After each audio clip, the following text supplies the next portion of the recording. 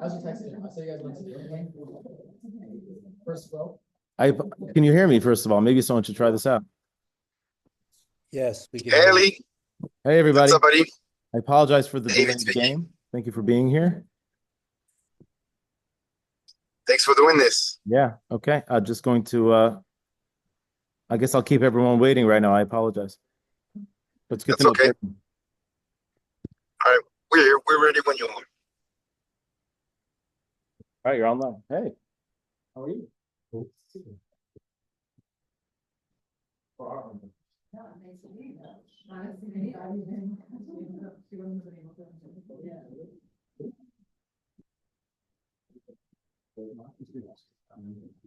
You're not worried about it? No. There's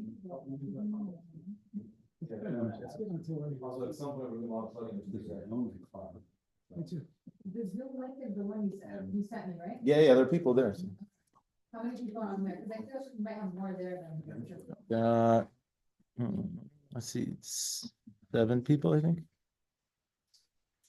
Are they all posts starting in 5 and then? Yeah, it's okay. Can't keep waiting forever. Did you hear him speak today? Hear him speak? Yeah. Spoke very well. I mean, he was to the point. Careful more. He's never to. Yeah, probably sesame.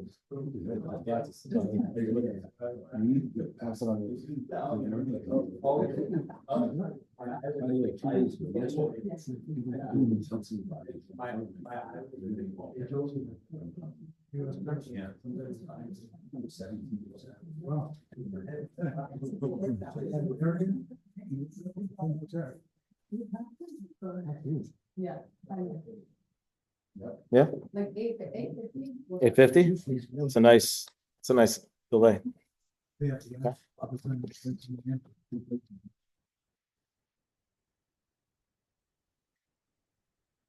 Oh, it's Shiurim if anyone wants it. Yeah. I know he put it away. I don't know. I don't know. My car. I don't mind. His? I don't know where it is.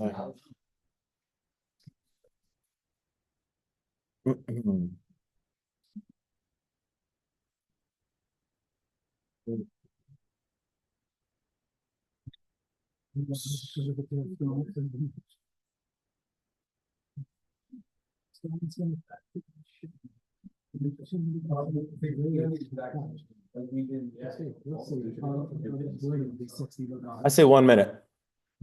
So I'm thinking 1 minute.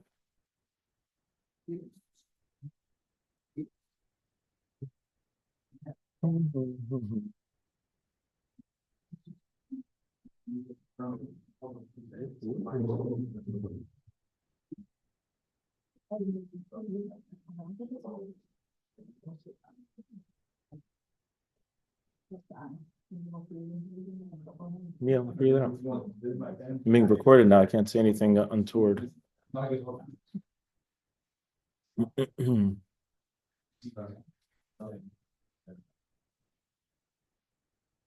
Shall we? Yeah? Let's do it. It's okay. Perfect. Good evening, everybody. There you go. Before we begin, first of all, thank you to those who were involved in putting this together. That primarily is Leah over there in the back. There we go. Just a mover and a shaker and a real rock star in terms of Judaism, intense and legitimate and authentic searching for truth and acting on that search. So it's very admirable, and it's nice to watch you grow. Also, to say thank you to my brother Shmuley, who kicked in some cash for the refreshments. And at some point, he might come up with a yard site or some other special occasion to which he would dedicate his generosity. Dina, of course, for putting up with Shmuley. I just want to say before we begin, this is a Hilchos Pesach share. We're going to talk about the halacha.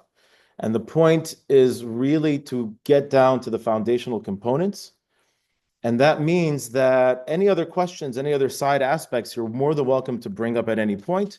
Probably at some things I'll ask people to hold until later, but to give everyone a real good understanding of what is behind the things that we're doing on Pesach. I think it's automatically recording, I believe so. You're still doing this, huh? No, kidding. Let's see. Hold on a second. It is recording, yeah. Okay. And even before that happens, I just want to say the fact that we're gathered here, a thought occurred to me today that especially since October 7th, the rallying cry of our people has been Am Yisrael Chai. And it's a beautiful song, and it's a beautiful sentiment, but it certainly cannot just mean that we're around to tell the tale. It's not just that we're surviving. In order to know if something is alive, you check its pulse, and the pulse of the Jewish people is Torah study. We say in Mariv, which is really based, it's a paraphrase of a pasuk, and the pasuk says, "Kein chayenu va'aruch yameinu." So that means that what makes us a living people, what keeps us alive, is our commitment to Torah study. So the fact that you are here, you're genuinely able to say Am Yisrael Chai. This is Am Yisrael Chai. Jewish identity, of course, is important. Supporting the state of Israel is, of course, important. But Am Yisrael Chai starts with Torah study. Let us begin. We're going to go through chametz. What is chametz? We're going to go through the mitzvahs of Pesach, before Pesach, on Pesach, and then we're going to jump into the mitzvahs of the Seder night. And if we have time, and if people aren't too bored, we will also talk a little bit about koshering for Pesach. Okay. So the first thing you need to understand is that there's something called chametz. Chametz. Chametz is leavened grains. I'm not yet going to talk about what those grains are, but you need to know that chametz is what we try not to have around us on Passover. We're not allowed to eat it, of course. We're not allowed to have it on our property. We're not allowed to own it, even if it's on another property. We're not allowed to get benefit from it. There's a whole slew of mitzvahs. Those are 4 individual mitzvahs that have to do with chametz. And then there is a positive in mitzvah saseh to destroy the chametz in advance of Pesach. Before anything else, we're not allowed to eat chametz. Let's start with that. Anytime the Torah tells us that you're not allowed to eat something, that means you're not allowed to eat a kezayis. That's a Gemara Mufareshes. The Gemara clearly tells us that when the Torah says to eat something, so for example, when you have to eat matzah, how much is it? It's a kezayis. Kezayit, is an olive-sized piece. We're going to talk about what that actually means. But when it says you may not eat chametz, therefore the inverse is true. You may not eat a kezayit of chametz. That said, that is the Torah prohibition. However, the Gemara clearly tells us that chatzi shiur asra Torah, you're not allowed to have a partial shiur either. So you can't have half or even a smaller amount. But the Torah problem of chametz is a kezayit. If a person does eat chametz on Pesach, it is equivalent to eating anything on Yom Kippur, or a kezayit, I should say, on Yom Kippur. In other words, the punishment, the severity of the punishment is the same as eating on Yom Kippur. So we ought to take them just as seriously. Now we have a rule that even though chametz, technically speaking from the Torah, kezayit, however, the Gemara tells us chametz b'mashahu. Even a tiny, teeny amount of chametz is forbidden on Pesach. That's why we go so crazy about cleaning for Pesach. You don't see people going this crazy any other time of the year. You don't see people going so crazy when it comes to other kashrut concerns. Before we started, you mentioned this possibility of forbidden mixtures of food, milk and meat. We know there's the possibility of annulling or nullifying, I should say, in 1/60th with other types of foods. That doesn't work with chametz on Pesach. The Gemara tells us clearly that the rule of nullifying small quantities in larger amounts does not apply to chametz on Pesach. And again, that's one of the reasons that we are so strict with this issue. Another thing to point out is that you're not allowed to carry or be responsible for chametz on Pesach. There was a story that came out of Israel that some member of the parliament was traveling over Pesach, went to another country, and another dignitary asked an assistant or an aide to go fetch some food. And he was wondering, this is a religious or semi-religious person, he was wondering whether or not he would be allowed to go and pick up the takeout order that included bread. And halachically speaking, that's not allowed. Primarily because included in the concerns of eating small amounts of chametz is the problem of what's called Shema Yavo La'ochla. And the Gemara refers to this as a primary concern, and this is why we don't keep chametz around. For example, when we talk about selling chametz, we're going to see that when you sell chametz, we also sell the cabinet or the place that it's stored. Now that has to do with, I'm not allowed to have someone else's chametz on my property, but I also have to have it out of sight. Why can't I sell the middle of my dining room table to a non-Jew and have him put a beautiful chocolate cake in the middle and make that the centerpiece of my Pesach Seder? It's not mine. It's not on my property. What's the problem? Shema Yovel La'ochla. Chazal, the rabbis of the Talmud, were concerned that we might come to eat the food. We don't play around with that sort of thing. And that translates into this concern for even being entrusted with chametz over Pesach. Okay, so that's a rough analysis of the prohibition of eating chametz on Passover. We are not allowed to eat it at all, even a tiny amount. If it fell into or got mixed into our food on Pesach, you would not be allowed to eat that food. Now, if it got mixed in prior to Pesach, since chametz is not technically forbidden prior to Pesach, then we can talk about small amounts mixed into larger amounts, and then bittul could work. But on Pesach, we have to be exceedingly strict. The next prohibition that I mentioned is actually two. It's two that's one, or one that's two. It's called bal yira'eh or bal yimatzeh.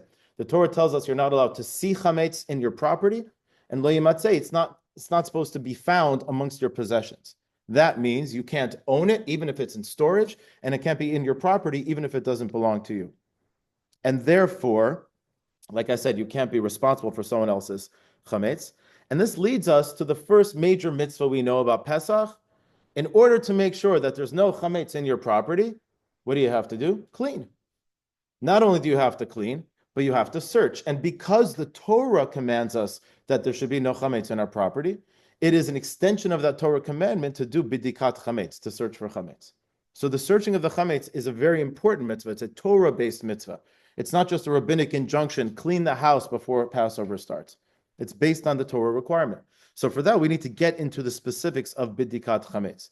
By the way, based on this, the mitzvah of cleaning the house for chametz, because it's Torah-based, there are Rishonim that say that cleaning for Pesach, in advance of Pesach, not just the search, cleaning is actually a Torah obligation.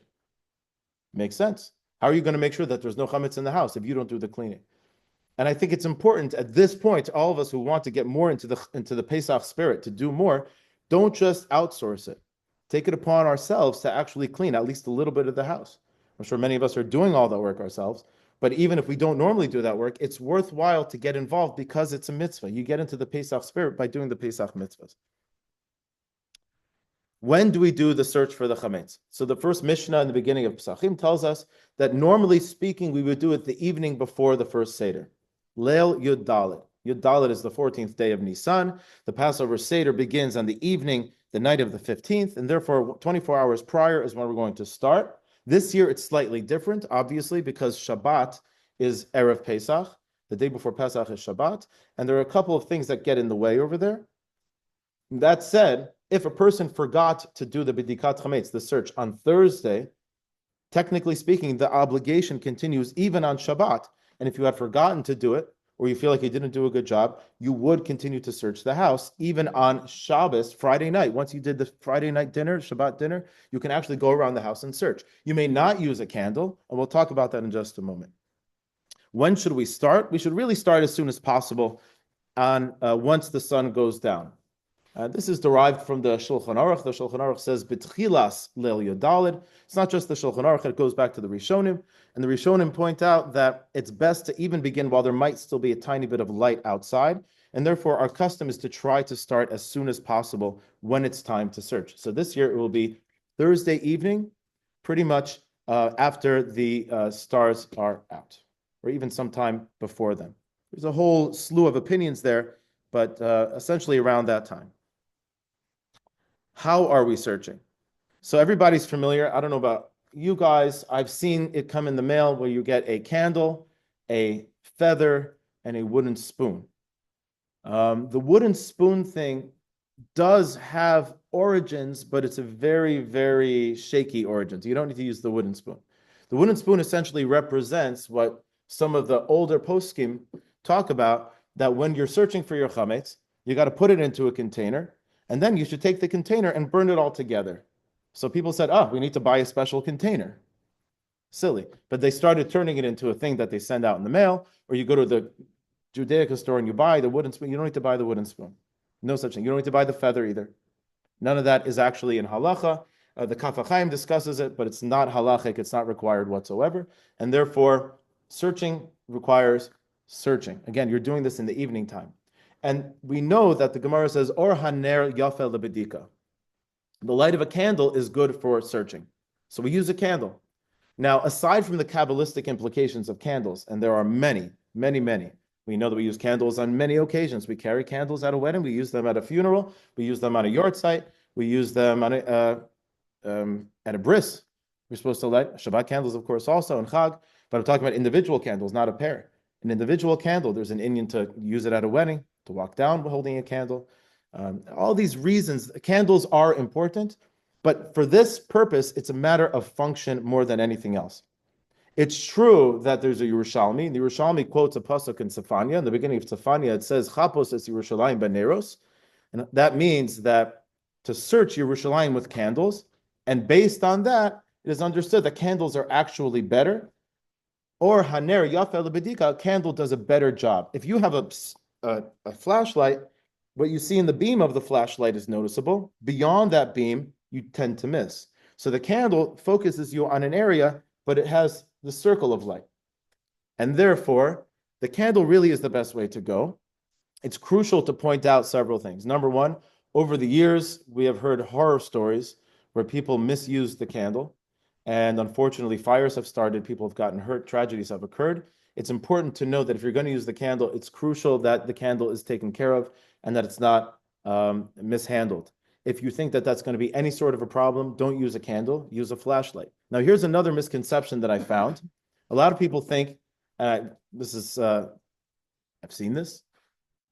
A lot of people think that when you do the bedika, of course, is the search. So you're going to say the bracha. The bracha is, just a second, the bracha is, Asher kiddeshanu b'mitzvotav etzivanu al bi'or chametz. Because remember, this entire process is connected to getting rid of chametz. So therefore, the bracha is on the mitzvah of getting rid of chametz. And therefore, the bracha is not on searching. Searching is a component of the destroying and getting rid of chametz.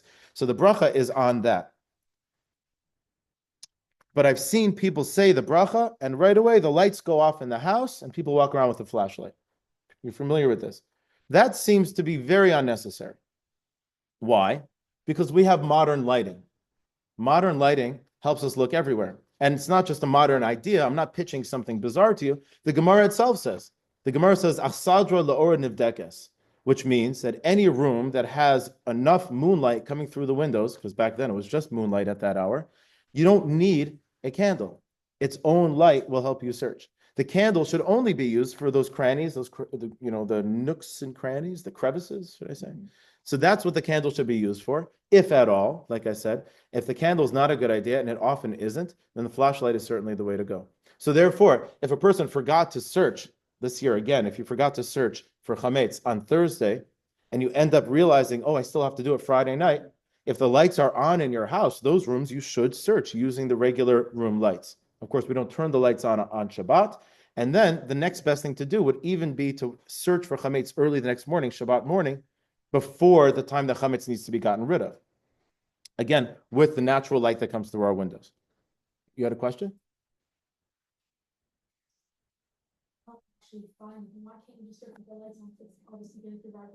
You can. That's what I'm saying. Oh, so again, it's mostly Kabbalistic, and because the Gemara says that or haner yafel lebedika, so we still try to follow that tradition, that because it seems to say that a candle's light works best, so we follow that tradition. But because this is mostly a practical thing, we're not following a Kabbalistic idea, it's a practical consideration, therefore ideally use what works best. The lights on in the rooms and a flashlight for the corners and under the bed. It's difficult to really search well if you're looking in a drawer and you're holding a candle and you don't want the wax to hit your clothing. So ideally, it should be that way. Again, the candle is mostly not a halachic concern. Yeah. So just to follow up on that, if it's mostly Kabbalistic, any reason not to have the lights on and then just have the candle as well? You can. Yeah. I'm saying, so people that... Okay, so I confess to you here today. That's what I do.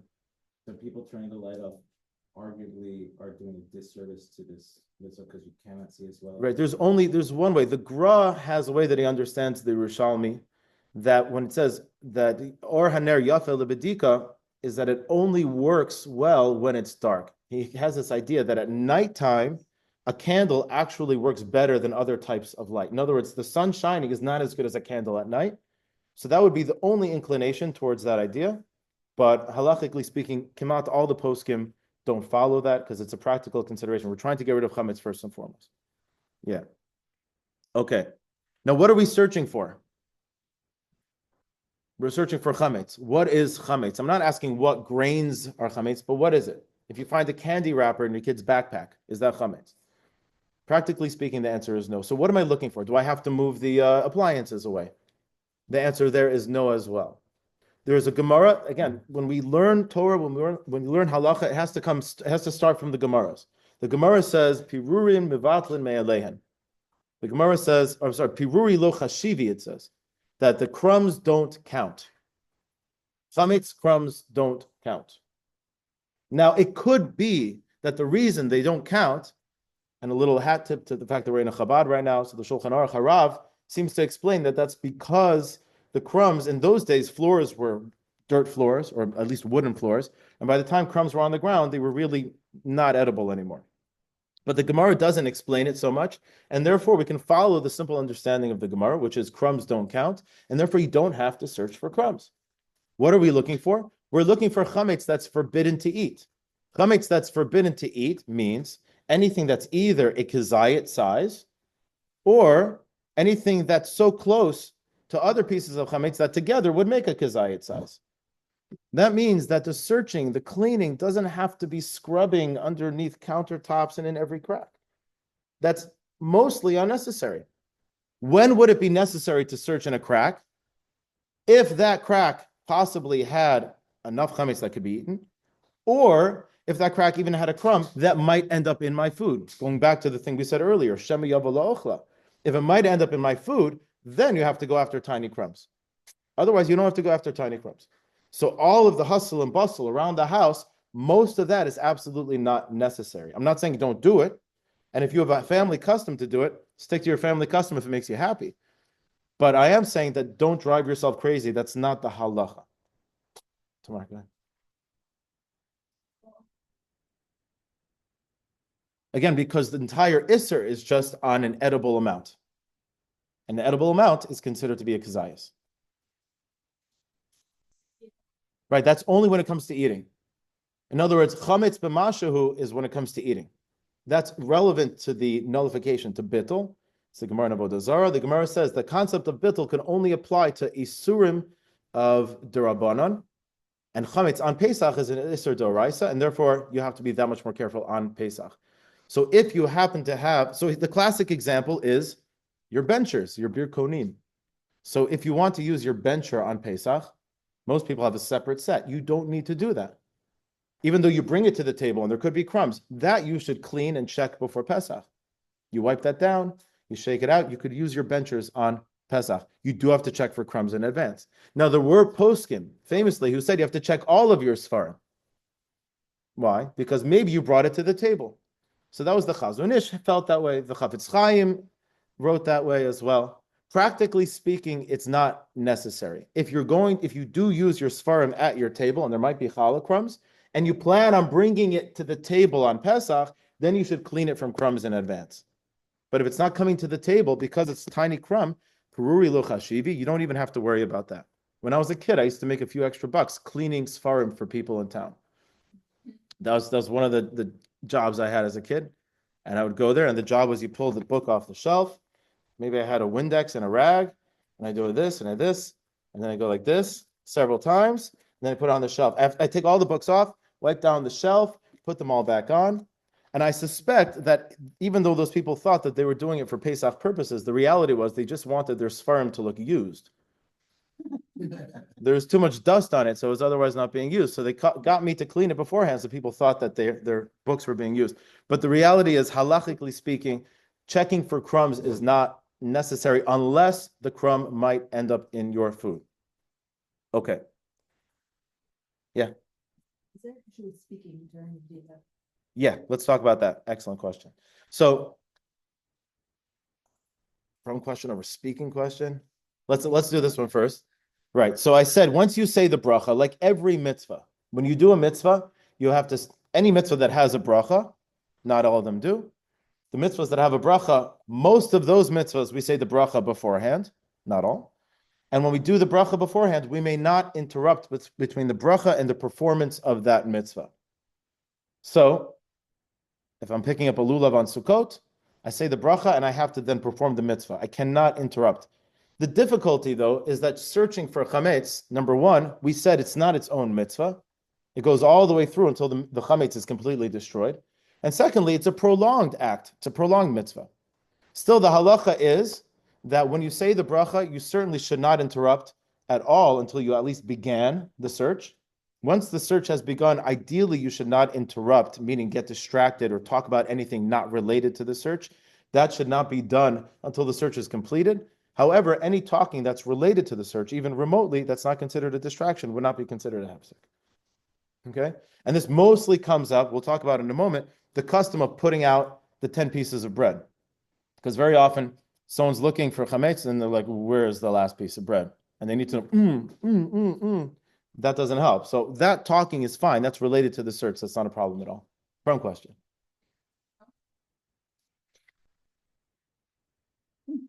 Crumbs in the car don't count as something you might eat. However, we're going to talk about that in a second. It gets tricky because if you have crumbs in the car, it probably means you have a child. Right. So there's a famous Magen Avram. Magen Avram basically says, well, the question is, where do you have to search in general? Let's talk about that first. Which rooms? Sorry? That's a practical solution. Right. Let me just explain something, and this will help you a lot, I think. And this is something a lot of people don't know. The rule is, where do you have to search? Do I have to search my whole house? No. The rule is, makom shemachnisin bo chametz. Any place where chametz may have been brought into it, there you have to search. Any place where chametz was not brought, you do not. There are many homes, people who are empty nesters, they don't have young children in the house. Those homes, you know for sure that there's no chametz in 6 rooms. There's no question that there's no chametz in the study. Nobody brings food in there. There's no question that there's no chametz in the bathroom. Nobody's eating in there, hopefully, right? In those houses, you don't even need to bother going in. Unless you know that chametz went into that room, you don't need to check there. Now, what about a room that you may have chametz in? Then you have to check. Now, this comes up with your question. The Magen Avram says, if you have little kids, you got to check everywhere. You pretty much have to assume that they dragged something around. And a true story from my childhood, where I grew up, there was a family with about a zillion kids. You know the story? Yeah. The family, I think they had 13 children.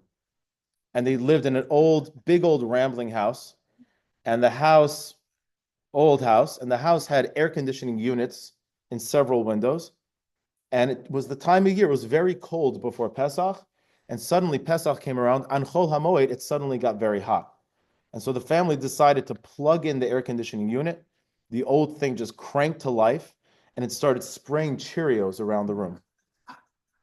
Because 13 children, one kid one day, unsupervised, sat there feeding Cheerios into a vent. And that happens. So when you have children, you really do have to do bidika in all these places. That said, if you cleaned the house before Pesach, and you cleaned it well, or at least well enough, the room becomes a room she'ein machnisin bo chametz. So when I grew up, we were told, okay, don't go into that room. It's clean for Pesach. That means if it's clean for Pesach and it was done properly, you no longer need to check that room. So again, you can, with the cleaning that we do leading up to Pesach, we can make the bedika pretty quick, pretty straightforward. Dan, go ahead. It's just a curiosity question. Let's say I don't know a house, but let's say I own a house. Yeah. I'm not gonna get my or I have something or like for the mitzvah of Bidika. Can I ask my brother to check my house to do it for me? Yeah, so the mitzvah of b'dikat chametz could be done with a shliach, through a messenger. Yeah. But it should be someone who's capable, so you shouldn't ask a child. Right, okay. Yes. Eli, you had another question? Yeah, I want to know why is it 10 pieces? We're going to get to that in a second. Yeah, yes. If you go to a Pesach program, We'll talk about that in a moment as well. Yeah, Pesach programs or traveling is an interesting question. Go ahead. Oh, good. Yes. What you were saying earlier, plus what she's asking. We could theoretically have a enlightening comment because we're not worried about the tiny specks of comments. We're just worried about the bigger tree. Right. You can have a non-Jew do the cleaning before the time of the Bedika, because the Bedika is the way that the rabbis, Chazal, established a formal cleaning in the form of the Bedika. The original Bedikat Chametz was cleaning for Chametz. Because back then they didn't have the food that we have, didn't have the preservatives we had, they didn't have crumbs everywhere. If they did, they pretty much assumed the rats were going to eat it. Right. So you could have somebody, you could totally outsource the cleaning. Although, like I said earlier, you have Rishonim like the Ran that would encourage us to be involved in the cleaning as well. 100%. If you want to have someone who's not Jewish do the cleaning in advance, then you can just do the Bedikat Chametz yourself. But that comes back to that problem, which is if you clean your house so well, or if you keep such a tidy home, that there certainly is no Chametz anywhere other than that one box that you have in the kitchen, your entire house is a makom she'ein machnisim bo chametz. It's no longer obligated in b'dikat chametz. And therefore, it's possible that you're not even allowed to say the bracha on the search because you're not performing a real search if you know there's nothing there. This seems to be the reason why the custom came about to put out pieces of bread. People think the reason for the pieces of bread, because it says, it's brought down from the Arizal, first of all. The Arizal is Kabbalistic. And if you go into the Hasidim, for example, the Satmar Rebbe, can't say his name in this building, the Satmar Rebbe very famously made it a very Hasidic and Kabbalistic ritual with 10 pieces of bread. He didn't hide them, by the way. He would set them up according to the Sfirot. That's a whole other approach to the 10 pieces of bread.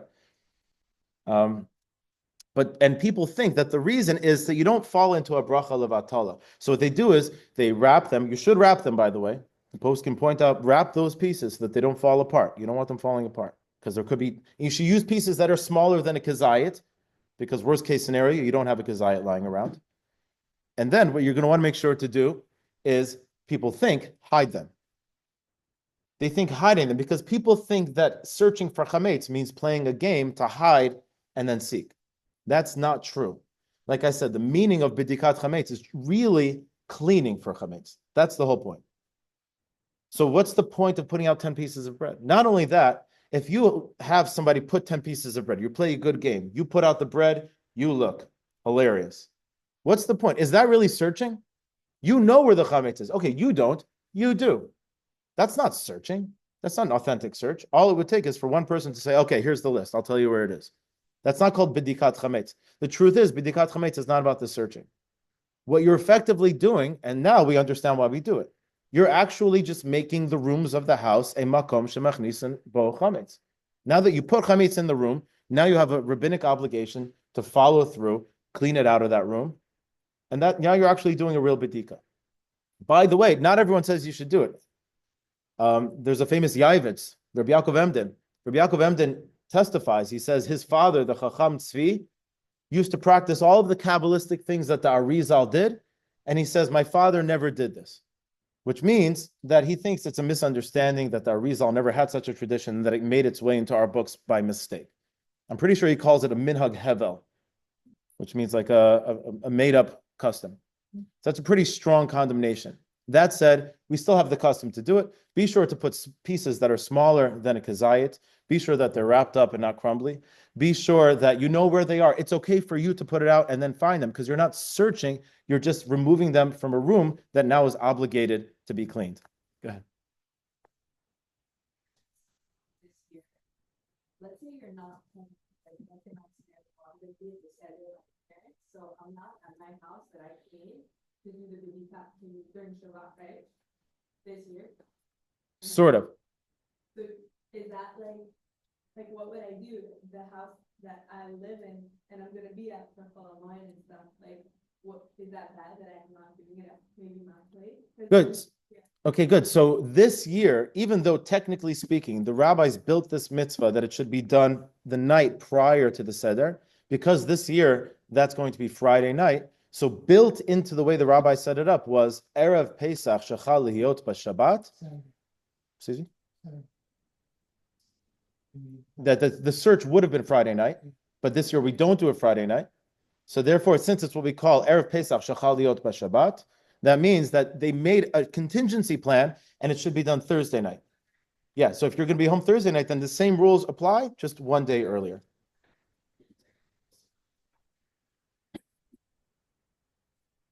But that doesn't release her from the obligation to do her own home. That can give Should her we, an additional obligation if she wants it. She said should she's we not burn the chametz on Friday morning then? Hold on a second. David, what's that? I'm assuming then that we should burn the chametz on Friday morning. Correct. We're going to burn the chametz Friday morning, the same way that we normally would have done it the next day, but you can't burn anything on Shabbat. So you burn the chametz on Friday morning. So now we have a problem because you still need food for Shabbos. And part of the problem is that we can't eat matzah the day before Pesach. So you got to have bread. Sorry? Yeah. I mean, as crazy as halacha is, this one's a little bit more complicated. Yeah, I have a whole sefer here that my Rebbe Zatzal wrote specifically on the halachos for this year. Yeah, it's a doozy. So David asked, so when do we burn it? So like I said, the rabbis built into the way they set up the mitzvah of searching and burning, they said on this type of year, we do everything 1 year early. 1 day early. So therefore, we're going to be burning the chametz the morning of Friday morning. However, it's not actually prohibited to be eaten yet. We're just burning it for practical purposes. Therefore, we're going to save some chametz bread for Friday night dinner and for Shabbat lunch. It gets us in trouble because if you bring that bread into the house, then your house is a makom shemachnisim bo chametz, and you have to search again. So most people that I know have the custom of setting aside minimum amount of challah. We're just going to have challah. That's the only chametz you're going to see. You're going to have the minimum amount. We're actually going to sit outside on the porch or on the front lawn. We're going to eat it there. You're going to shake it all off. Then you come inside and eat the rest of the food, which is kosher for Pesach. That's the standard custom. And because Shabbos morning is Erev Pesach, and you can't eat chametz past the 4th hour, therefore, we want to make sure we get up early. Most shuls will probably daven early Shabbat morning, and everyone's going to get home just to finish their challah then. What if you have leftover challah? So destroying chametz, which we do with the burning, can happen in other forms. There's a debate in the Gemara, the machlokas Rabbi Yehuda and the Chachamim.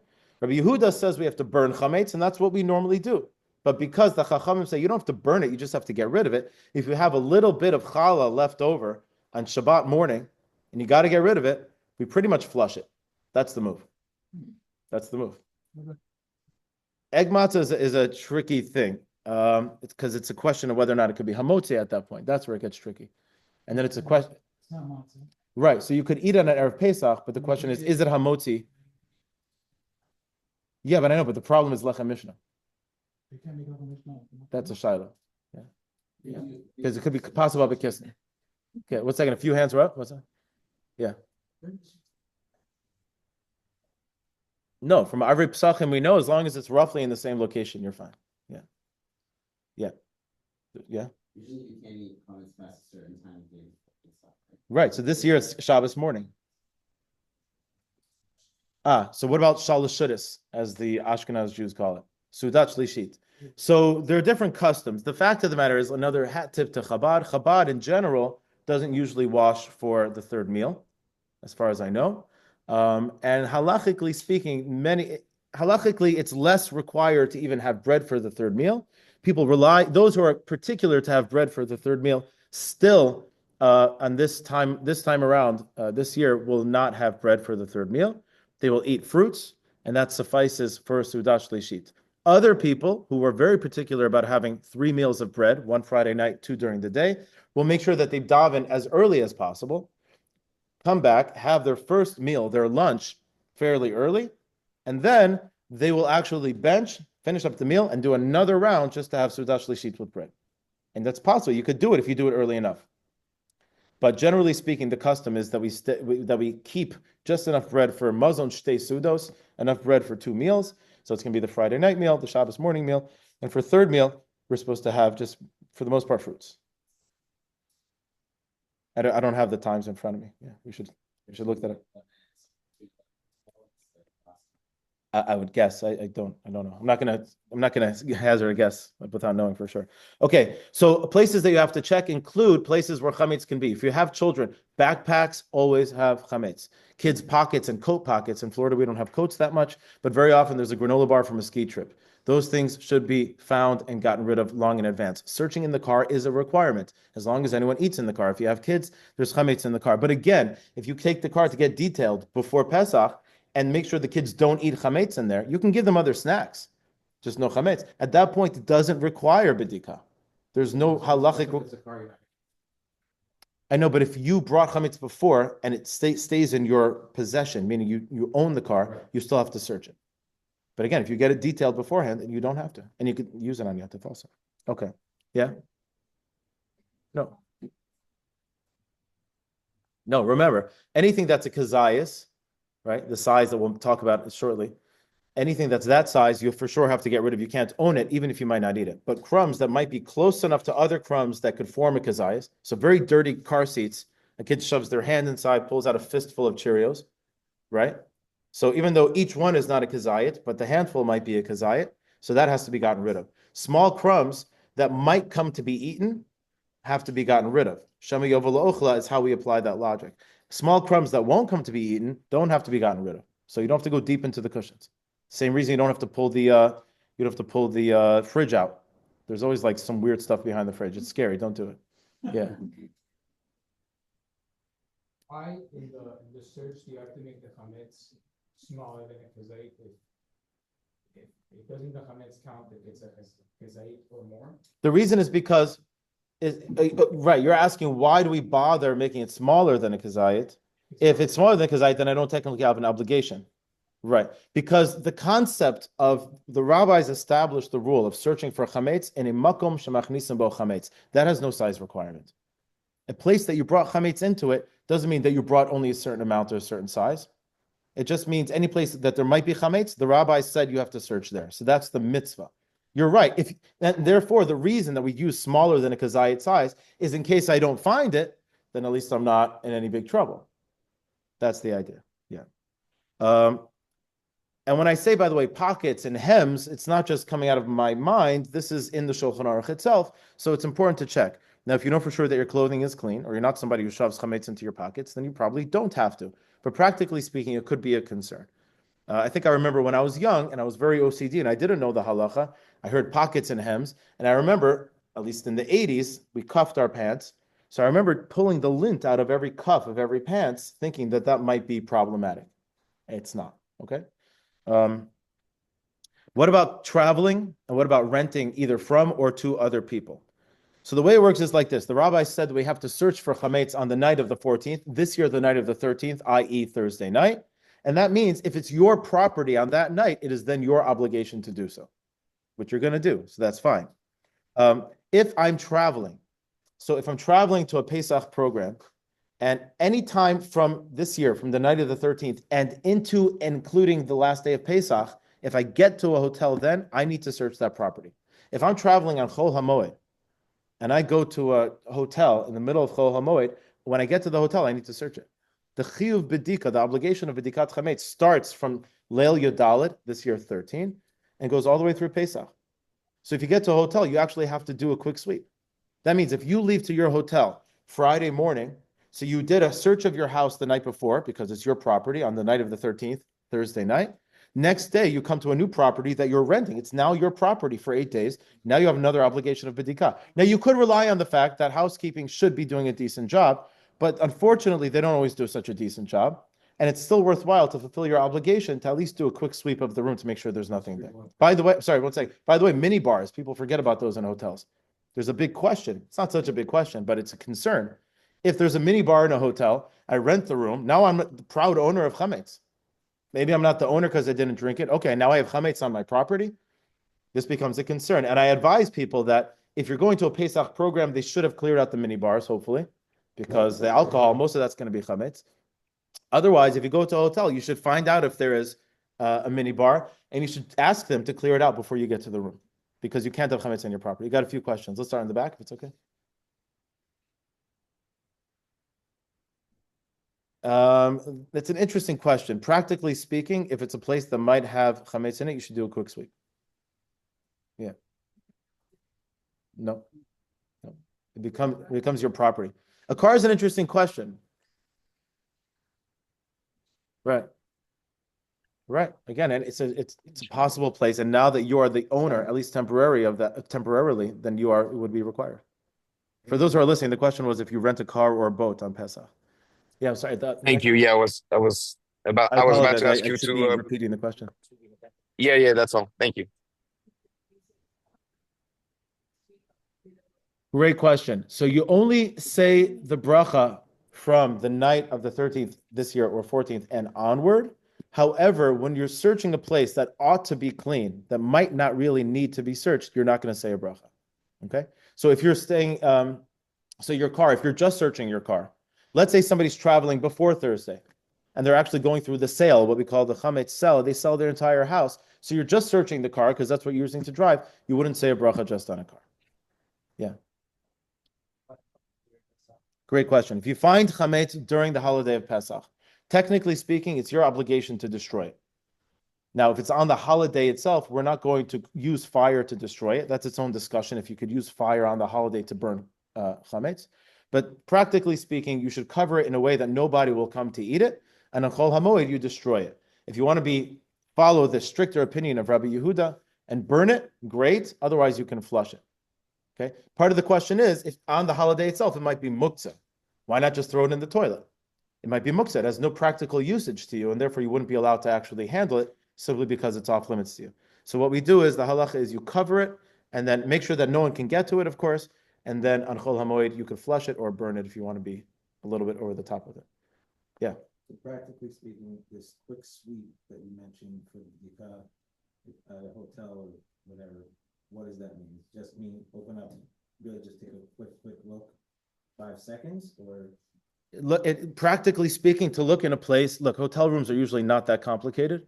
Look in a place where somebody might have something, any area that might be reasonably contaminated, for lack of a better word. I don't think you have to look through the drawers in a hotel room. Most people don't use them for anything, let alone food. I guess you do. Okay. Right. Hollywood. It's all right. Chicken. Chicken. Chicken sandwiches. Yes. But look, Hollywood's a special kind of place, you know? So, Okay, wow. No, that was part of the welcoming package. Okay. No, to see chametz not on your property is not a problem. If it's on your property, it is. That's why the minibar is problematic, even if you don't own it, because you don't own it until you open it, right? But that's still a problem of bal yirah, bal yimatzeh. Okay, I think we covered most of the bedika. Sorry? I mean, if you're renting it to someone else? In the moment that the property is in someone else's possession, it's theirs. So if I am a landlord and I have a tenant, it's his property for all intents and purposes, and therefore it's his obligation. If the lease begins on the day before Pesach, that means the night before Pesach, or this year, 2 nights before, it's technically mine. I have to go in there and do the bedika. So whoever is the technical owner, or at least proprietor of that place on that night, they are the ones obligated. Yeah. By the way, there are shilas, there are tshuvas that talk about this. There are halachic responsa, where a person rented a place. He got there the day before Pesach, and he rented it from one of the Pesach programs. So there was a Pesach program where the caterers took over a hotel, and then the guests came before Pesach. But the owner of the program is Jewish, and because the guests didn't come until the day before Pesach, he had to check all the rooms. So guests came, and they realized the rooms were not checked. They asked, no one checked. They had to do it themselves. They asked if they can take him to a din Torah to get money back, because he forced them to do something they shouldn't have had to do. So it's discussed in the poskim. So it's really the obligation of the person who owns it in that moment. what's if a Jew goes Thursday morning, they're going away for the vacation for Pesach, the resort? What is the custom for that, for your own house? So for your own house. So if a Jew goes away beforehand, you have several options. One, like we said, that you can ask a Jewish person to check for you if they're willing to do it. Otherwise, you should check all the way up to 30 days before. You should do the checking. If it's not in the time frame that Chazal said, then you don't say a bracha, you just do the checking. This way you're doing the mitzvah of the cleaning through the checking. Okay. Sorry? No, so if you're selling your house, if the sale goes through the day before Pesach, then you still have an obligation to check. Therefore, you should do the checking. If the sale very often rabbis do several sales. For the people who are traveling, they're selling entire properties. So then they'll say, okay, if you're traveling a Thursday morning, we'll have the sale go through before Thursday night, in which case you're not obligated. So check with the rabbi to see when the sale goes through. Go ahead. What if I know somebody that does this, he like owns, manages, builds hotels. That's the company. Yeah. Is the hotel part like owner, like is he owner of it? It gets very tricky when you're talking about large businesses. So if someone owns a large corporation, either hotels or even a factory where they're producing chametz, most of the time the best answer is for them to sell their share to make sure that it doesn't belong to the Jew, because it could be complicated. He might have an obligation to check all of that if it belongs to him. Yeah. Okay. We have to speed up a little bit. That's my sense. So I'm going to do that if that's okay. And then I'll stick around for as long as anyone wants afterwards. But I want to get through some of the stuff. We have a lot to cover still. We have a mitzvah to destroy chametz. That's called tashbisu. The Torah says you have to destroy chametz. Destroying chametz happens in several forms. The first thing is, like we said, bior chametz. Traditionally, we burn it, but that's not necessarily the case. You would be allowed, of course, to throw it, like I said, into the ocean. That's also considered destroying it. And there is, we burn it before the 6th hour into the day. The next thing we do is what's called bittul chametz. Bittul is where we say that whatever chametz is left over, it should become nullified and hefker. This is machlokas rishonim as to what bittul actually is. Bittul is taught to us from the Targum of the word tashbisu, and Targum says tevatlun. So from there we know that you have to do something to get rid of the chametz in your mind as well. There are a lot of Hasidic understandings here as well. We're not going to talk about that right now. But we ultimately understand that we have to do the bittul chametz. This year we're going to do the bittul chametz on Shabbos day after the meal, because that's when the chametz is going to be totally gone. The last thing that we do is the chametz sale. I'm not going to get into too much detail. I will tell you that if you're selling chametz, you should really have in mind to sell your chametz. A lot of people go through the motions. Sure, I have expensive scotch. I'll just sign a paper and then it will be mine after Pesach. That's a very difficult thing to justify. When it comes to transactions and acquisitions in Jewish law, we don't just play games like that. There are rules of kinyanim, and to sell it to a non-Jew, it gets even more complicated. And to do it without actually meaning it, it gets even more complicated. So much so that you don't see the modern practice of chametz selling does not exist in the Gemara. They didn't do it back then. The only sources, the references you see, there's a Tosefta that talks about if a guy's on a boat and he has a certain amount of food and it's Pesach time, and this is many months of travel on a ship, so what does he do? So then he could actually take his box of food and hand it over to his non-Jewish neighbor on the boat. And in that case, by giving it to him, you actually gave it away and then you can get it back after Pesach. But the system we have nowadays is a little bit of a stretch, and it's something that we do it. And because we do it and it's set up by great people who know what they're doing, we trust it. But it's something that if you're going to do it, bear in mind that you should really do it with a whole heart. That means that if you find out that after Pesach, you can't eat your chametz ever, you should be, you know what, that's fine. That's fine. That's what I wanted. I wanted to get rid of chametz. I got rid of my chametz. It has to be with a full heart. Otherwise, it's called a harama. It's called like a joke. You're trying to trick the system. We try to avoid that. Many cases have happened. I've personally known a case where the guy died. I know a case where the guy died over Pesach. Stacked up on all the food, and then guy wants to probably keep it. Are you saying practically? Yeah, practically speaking, there have been cases where the non-Jew who bought the food understood that he can kind of squeeze the Jewish community for more money if he holds out on the resale, on the return. And they've done that. And I know cases where rabbis had to sit there and shell out extra cash just to buy back the food. Now, the way the transaction should work, and any decent rabbi knows this, you're not really just going through the motion. It's not like sign here. That's not how it works. There are legal documents. They say if the chametz of the entirety of Hollywood, Florida equals $150,000, probably more. So then we evaluate it. It's $150,000. I say, you, Mr. Guy, you now owe me $150,000 as representation for the entire community. Sign here. He's like, really? Yeah, there are witnesses. There are lawyers present. It's notarized. It should be done this way. He owes $150,000. Now give me a down payment and we'll create a payment plan. And they do that. You're going to have to pay $25,000 a month over the next, whatever, do the math, until it's paid back. And he signs, he's literally signing it. And he gives a down payment of $100. And that works because he technically owns it. And then after Pesach, they say, look, do you want us to buy it back? We'll cross out the rest of the deal. We'll pay you a few bucks for on top of it. And that's how the sale gets reversed. But if it's not done authentically, it can be problematic. And again, we're talking about a problem of a Torah violation, so we should take it pretty seriously. There are a lot of interesting stories. Like I said, I know a rabbi where the non-Jewish guy who bought it died, and they had to go to the funeral and immediately afterwards sit down with the heirs and explain to them, here, this is actually part of the estate you just inherited. I have no idea what they're talking about. Yeah, there's a famous story. The Arugas Habosam has a story where there was some guy, back in those days, any little thing that you can make money off of carried you through life. So some guy traveled to the Far East where he had a grain of wheat, a dried grain of wheat. Well, it wasn't dried. It had been puffed to make it a little bit bigger. And they found an expert in China who can write entire words on the grain. I know they do it on a grain of rice. It's still considered exciting for some people. I don't know. But this guy had his grain of wheat with the entire Shema Yisrael on it. So they had two problems. Number one, can he burn it? And it has Hashem's name on it, right? And the other problem was he never wanted to sell it. It was his livelihood for some reason.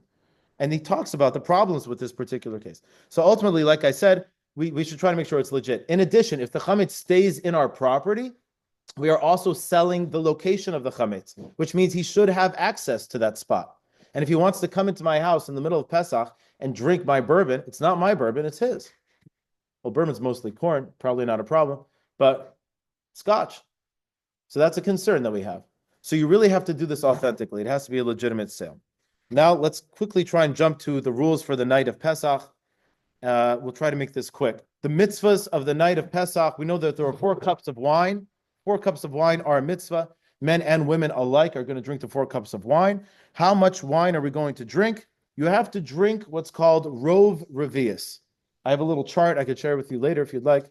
Rov revius, most of a revius. Your cup should hold a revius, which means a revius is not a very large size. If you think it's nice to have a huge goblet, you're doing yourself a disservice. Get a small but still revius-sized cup and drink most of that cup, and you did the mitzvah. Ideally, you drink all of that cup. All. You just have a cup right there in front of you. Can you maybe, To estimate what a revius is? That's just an estimate. I'm going to show you with ounces. There are different opinions. The Chazon Ish, the Mishnah Berurah, they're all different approaches to this. We'll talk about it though. But ultimately, you have to drink that cup of wine. It is a mitzvah d'Rabbanan, so there is room to be lenient to a certain degree. Ideally, we drink the entire cup in one shot, not to sip it. And ideally, it should be wine with alcohol, meaning not grape juice. There's a story in the Gemara that talks about, I think it was Rabbi Yehuda Bar Ilai. The Gemara says that he would drink his 4 cups of wine on Pesach, and he would be sick all the way until Shavuos. He couldn't stand wine, but you still got to do it with alcoholic wine. Now, what makes wine alcoholic? It has to be basically 1/6 wine, not a lot. The amount of wine in the cup mixed with grape juice and possibly even water, 1/6. It's not a lot. So if the amount that you have to drink is about this much, if a revius is this, and you have to drink most of a revius, which is this, and you only have to drink this much, 1/6 of that is actually wine, it's difficult for me to say that, oh, you don't like wine? Drink grape juice. Mix your wine with grape juice. The only time I say very comfortably don't touch wine is if somebody's in recovery, and then I think it's forbidden to encourage them to drink anything alcoholic. But if somebody's not in recovery, then they should try to mix grape juice, wine to grape juice, 1 part wine to 6 grape juice. That is how that should be done. Preferably it should be red wine, but it doesn't necessarily have to be red wine. But again, that's preferable. And again, the Mishnah Berurah brings down as well that it should preferably be non-mavushal wine. I don't generally recommend that, though. Most of our Pesach Seders include people who we don't want to be handling non-mavushal wine. So go ahead and use the mavushal wine. Yeah. Preferably.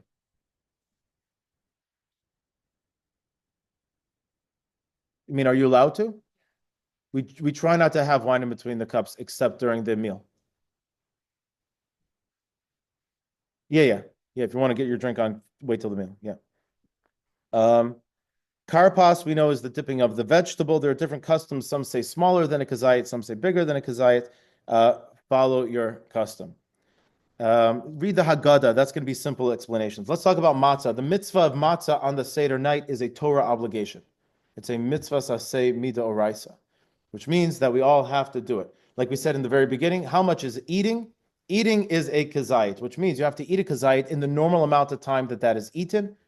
And that could be a small amount, but it should be eaten, consumed within approximately 2 to 5 minutes. Now, kazayit doesn't have to be a huge amount, but you do have to take the amount seriously. Sorry? Yeah, let's get into that. It's a very, very tricky subject. There are literally books written on this. I'm going to try and summarize it. We have a problem. We have several problems. There's two Gemaras. There's a Gemara in Yoma, Daf Pei, and the Gemara in Yoma says that the amount that the average human can swallow in one shot is an egg, a chicken egg, an average chicken egg. If you tried, you can get it down. That's what the Gemara says. In Krisos, the Gemara says that amount a person can hold in their throat is 2 olive size, which means 2 olive sizes is an egg, which means if you take a chicken egg, half of a chicken egg is an olive size. Practically speaking, that's what we follow. Larger, smaller, that doesn't have to be too tricky. Practically speaking, that's what we follow. That said, because it's a Torah obligation, we err on the side of caution. We're going to try and use the largest possible version of that. Ultimately, even though there's some debate, we rule that it's supposed to be a volume measurement. And the way you're supposed to figure out the volume measurement is by submerging something in water and measuring the water displacement. But luckily for us, many great rabbis have done that work for us. All you have to do is read a chart, and you'll see how much matzah you should eat. That amount of matzah should be eaten at the very beginning for sure. You eat it in one shot without interrupting. The same way that you don't interrupt from bracha to mitzvah. It's not like, oh, this matzah is crunchy this year. That could be halachically problematic. The talking that people do when they say, oh, this matzah is good. I don't like matzah. I hate matzah, blah, blah, blah. That's not okay. We should not be talking in the middle of a mitzvah. So really, the matzah time should be a very quiet time during the Seder. Right. Big eggs or just like small olives? That's right. That's a great question. That's why it becomes a very tricky thing. So which is it? If you look at our olives and our eggs, it's not two olives equals an egg. This became a huge machlokas. This is the tzlach, who was the Noda Yehuda, Rabbi Cheskel Landau, the chief rabbi of Prague in the 1700s. And he felt that it's very likely that olives got smaller. So you have to measure half an egg. Rabbi Avram Chaim Noah, the Gaon of Yerushalayim, also a Chabadnik, he did some calculations. He checked out the science books of the times, and he determined that eggs got bigger. In which case, you could just use actually the size of an olive as we know it. And by the way, throughout Chazal, we see that you follow the size of a Benoni, your average size olive. You don't have to assume mutant chickens make mutant eggs. That's not what we're worried about, average size stuff. So it happens to be that since we're following the stricter opinion because it's a Torah obligation, so we follow the stricter opinion for this matzah. However, later on, for the mitzvah of korech, when you take the matzah and eat it with the maror, now you're in Durabanan territory. So therefore, you can have the lesser size when it comes to that. And same goes for the afikomen. There are some rishonim that say that the afikomen is actually the main mitzvah of matzah. So it might be worthwhile to eat the larger size kazayas at the end, but it's not muskam. We don't necessarily follow those opinions, and therefore you should preferably use the larger size kazayat measurement for the first matzah eating, again without interruption, and then for the other matzah eatings, when the sandwich comes around and when the afikomen comes around, those you can do with a smaller size. Yeah. Excellent. So by the way, some say that korech is the main one because zecher lemikdash kehillel, kenos hillel b'zman beis hamikdash hayakayam. That he says in the Beis Hamikdash, how did they eat the matzah? With the maror on top of it and the meat, which we no longer have. So ideally, maybe the main matzah is actually the korech. So I try not to talk until after the sandwich part for that reason. There are people who literally won't talk the entire meal for the reason that you said. But because, like I said, we don't follow that shita of the Rishonim, and even if you hold like that, that's the main one, everyone would agree that you could still fulfill the mitzvah earlier. It's just that It's just that could be the way ideally to do it, but you could say, I'm not doing that. In the same vein. Yeah. For karpas, you make the bracha on Mar, and you're supposed to keep it in mind, right? Okay. Are you not allowed to talk? I mean, obviously there's magid, but are you not allowed to stray from? So that's Halakha? sort of, that's not a mitzvah bracha. That's why it's not a problem. That's a food bracha. Food bracha, as long as you're vaguely aware of the fact that you're eating the food, so you're fine, you're good to go. Now, if you're concerned about what's called yadayim askarios, because we are washing our hands before eating the karpas, and then if you get distracted from the seder, so then possibly there would be a concern of washing your hands again. Okay, but that's if the maror is wet, especially. Okay. I think we should probably end with that. That seems like it's a lot. We definitely hit our pretty much exactly 1 hour, which I feel pretty good about. I think, yeah, let's take questions if anybody wants to. You don't you feel obligated to stay. Go ahead. Yeah. Yeah. So this is my Rebbe Zatzal made this chart, and I made 1 million photocopies, which is why it's grainy, but everyone's welcome to take some. And so he writes that for motzi matzah, which is the first matzah eating, that's where we're supposed to be strict, based on the varying opinions. Because like I said, many great people have done this measurement. For Moshe Heinemann in Baltimore, I'm not kidding, he spent a lot of time talking to scientists, trying to figure out how to take a piece of matzah, submerge it for water displacement without the matzah absorbing any of the water. Because how are you going to figure out how much matzah is displacing how much water if matzah is absorbing water? You're not going to get accurate calculation. So he actually contacted somebody at, I don't know, one of these plastics companies where they put some sort of polymer on the inside, closed up the pores, so it had the same volume. It was a whole thing. But anyway, these guys did the work for us. We get the chart. Practically speaking, if you're going to have a hand matzahs, what people traditionally call the shmura matzah, but really it's a hand matzah, the round ones, he holds that you should ideally eat slightly more than 1/3 of that for the first matzah eating. Moving on to korech, which is the sandwich, so then it would be even less than 1/4, because that's the lower measurement, because it's derabanan at that time, you don't have to be strict. So less than 1/4 of the big round matzah, and same thing, and for afikomen, it depends. If you want to be strict with it, you would have a little more than 1/3, or you could be lenient and have around the 1/4 as well. I have the copies anyone wants. See, it depends on the thickness. On the thickness, right? It's all roughly guesswork. If you look, he didn't write it down, but in some other Haggadahs, they also give you the calculation for using machine matzah. By the way, at the Seder, you should be using shmura matzah, but shmura matzah doesn't mean the round ones. Those are made by hand. That's why they're round. You could buy machine-made shmura matzah, and they're very tasty, and they're not gross. And according to some, Rav Isser Zalman Meltzer was makbid to use those at the Seder. So square, but shmura, square, machine. Because he said, practically speaking, machines are way better at preventing chametz than humans. The question is, you still have to make it l'shem matzos mitzvah. So you can't do that with a machine. That's the whole question as to which is preferable. But it seems pretty clear that you could use it. If it's easier to digest for a lot of people. And therefore, with those, you obviously need more than half of those to make a kazayas. Where's the best shmur matzah this year? I don't know. It's always matzah. Shatzer is old. Shatzer's got. Shatzer is great. Okay. Like I said, I'm happy to stick around for as long as anyone wants to. Certainly, I'll end with a bracha though. It's we always wish each other a chag kasher v'sameach. With Pesach, we focus on chag kasher. Let's not forget to do the sameach part as well. That's a mitzvah as well. Anyway, chag kasher v'sameach. Yeah, bring some chametz on. My pleasure. Thanks for coming. Grab some food. Oh, no, thanks. You got one of those hands? Yeah. A little bit. We have all the major shitos in a chart over here. What is it? Thank you. These are all the major shitos over here.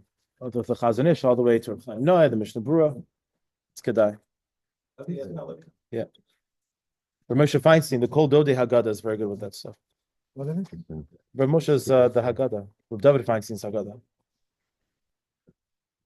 So enjoy. Thank you so much. My pleasure. Thanks for Are you gonna coming. be in town for a Pesach? I'll be around. Yeah, yeah. I'm gonna sign out of the, over? anybody on the Zoom? We have a question. I I'm have sorry, a quick I question. can't hear. Are you asking something? Yeah, I have a question. Can you hear me? Yes, I can hear you now. What if you'll be a guest at a family's house during Pesach? So you're not the property owner. Do you need to search? So if you have to search a property that belongs to you, technically you don't have to search. If you sold your house and you didn't do a vedika at home, a search at home, some people suggest that it might be nice if you actually speak to your host and you say, look, I'd like to do a formal renting of your guest room so that I can also perform the mitzvah. But if it doesn't belong to you, it's technically not your concern. Okay, thank you very much. Pleasure. All right. Laila Tov. I walked.